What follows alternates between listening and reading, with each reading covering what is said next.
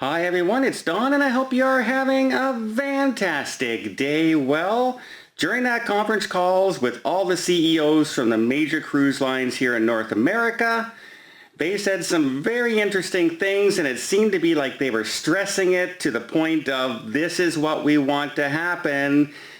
Somebody listened to us, and that is that they can be ready to sail in as little as 30 days.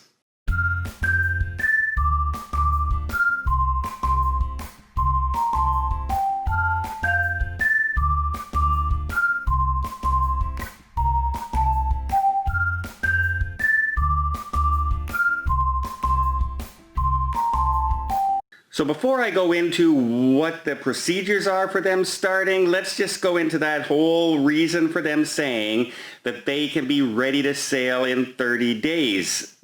All through the conference calls, it seems like they were saying this 30 days and we can be ready for this 30 days and it would only take us this 30 days.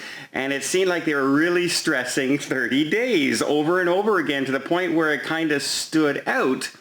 And here's kind of my thoughts behind why that is, and it kind of seems obvious, and that is that the CDC no sail order ends in the end of September. The cruise lines have voluntarily shut down until the end of October, which means that's the 30-day period that the CDC could say, okay, we're going to extend a no sail order, but you're allowed to start a phase startup in October. So that seems to be what this conference call kind of really stressed, along with the protocols that they want to have in place and that they're ready to go and that there's really no reason cruising should not be able to restart in the United States, given what's happened in Europe and all the protocols that will be in place. So let's look at what some of the things are that they're talking about. First off, testing, testing, and testing.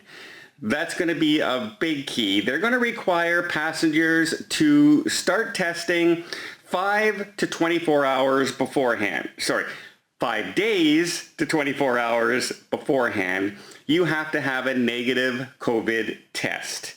You bring that, you turn it in, either you are going to be able to scan it and turn it in, or you're going to turn it in at the cruise port.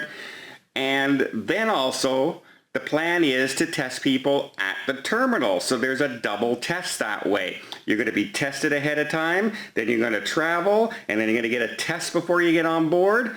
Of course, this one will be one of those quick tests. It could be an antigen test. It takes about an hour to do. It might be the new test that they have that's coming out that's very, very quick. You can get it in like 15 minutes. Hopefully, like as that's being ramped up, I know in October the company said they probably will have about 50 million available in the United States of those tests. So hopefully that's what we're at by the time we're ready to start in November and December if they get the go-ahead. So testing, testing, testing. Then you're going to have the heat sensors on board. Anybody on board who shows any sign of illness whatsoever will be isolated in isolation cabins. Now, these are just cabins that are set aside. Remember, most of the cruise ships are, in fact, all of the cruise ships will be sailing at less capacity. They will not start up at 100%. They're going to start up, some of them, I've heard 70%, but I would expect closer to the 50 to 60% startup. And then you're going to have, an area of the ship that those people will be isolated in, and then they have to have the protocols in place for what happens if somebody on board is testing or shows huge signs. The number one plan is to get them off the ship as soon as possible. That will be in place at every port that they're visiting. There will be protocols in place on how to get people off the ship. There'll be none of this, sorry, you have a case on board, you have to go away. It's all going to be prearranged ahead of time. Here's the procedures, here's what we're doing, here's the isolation procedures, etc., etc. That'll all be set up ahead of time. So there won't be any of this huge turning away the cruise ship sort of thing, unless it turns into like 500 cases on board. But what we've seen so far in Europe is that they have found a case, they've isolated the person, and then there's been zero spread on the ship. No other person, including crew members, passengers, everybody Nobody has had any spread once those people have tested positive and they've been isolated. So that's really good signs, and that proves that protocols can work. Cruise ships also have the availability, like on Princess Cruises, they have the medallion that you can track your friends where they are on the ship so you can find where they are, or you can order a drink and they know where to bring the drink to you. That's a great way to track somebody who may test positive. Okay, who have they been in contact with, direct contact with, and isolate those people.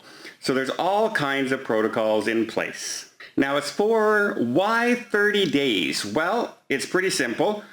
They have to fly in all of their crew members that they've sent home. Right now, the cruise ships have skeleton crews where they are. So they have to bring enough crew members on board to take on the amount of passengers that will be on each ship. They have to isolate those people. They have to quarantine them for a while. They have to give them rigorous testing before they're allowed on the ship, rigorous quarantine when they're on the ship. And then once everything like that is cleared, they have to go through training and doing the new protocols. All that will take time. Now, luckily, they won't have to be doing a full crew contingent because the ships won't be sailing full. In fact, when they first sail, Norwegian actually said, we may only send like crew with our own people on it. So like people from Norwegian, like head office and sales agents and people in the ports, they may be the people on the cruise only. No clients at the beginning. While they go through their procedures, they go through their training, they make sure everything is working properly, and then they start to the public. Sounds good to me. Test it, test it, test it, and then let's go. Make sure everything is in place. We don't want what happened in Norway, where they let some procedures lapse and then there was a spread and everybody panicked and shut down everything, and even crazy. Luckily, the big cruise lines have not done this, and they've managed it very, very well. So once they get all the crew members, they get all the training there, they're planning on doing those very, very minimal cruises to begin with. But they need to go ahead to do so, hence the 30 days. They're really looking and hoping that the CDC will clear them and work with them to start beginning November, December. Over and over on this conference call, they stressed we need to rescue part of 2020. And the cruise lines are kind of looking ahead and saying we can't just keep spending money.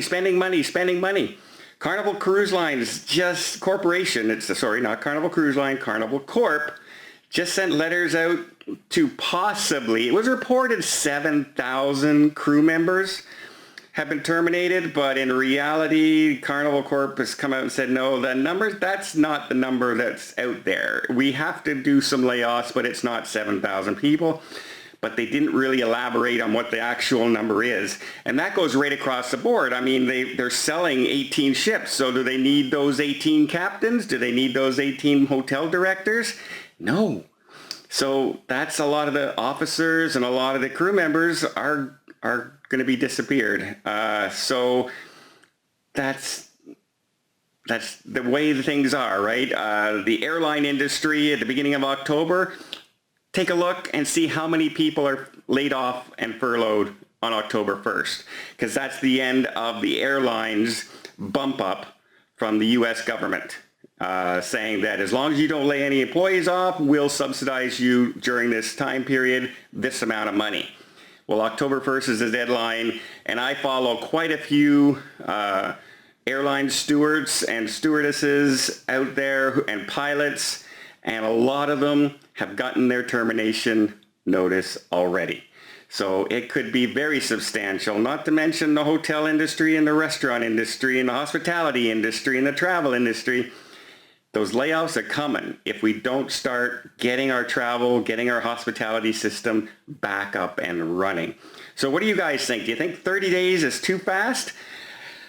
I kind of, if they do the employee only, or like go out with like 200 people and 400 people, very, very small cruises at the beginning, do it for like 2 weeks, then ramp it up again.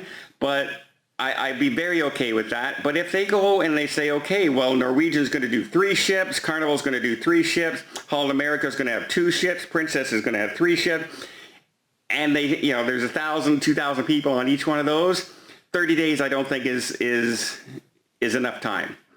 Not to have every single safety protocol in place that should be there, the proper ventilation, the proper emergency protocols, all your crew members tested and trained properly. But if it's 1 ship per cruise line, 2 ships per cruise line, I think that just might work. Let me know what you guys think down below. Do you think 30 days? Do you think they have any shot at all? Fingers crossed. Fingers crossed. Well, I hope you appreciate this video. If you did, please give it a thumbs up. You want to see more tips, more tricks, more travel vlogs from around the world? Hit that subscribe button. Till next time, have yourself a safe and a great vacation.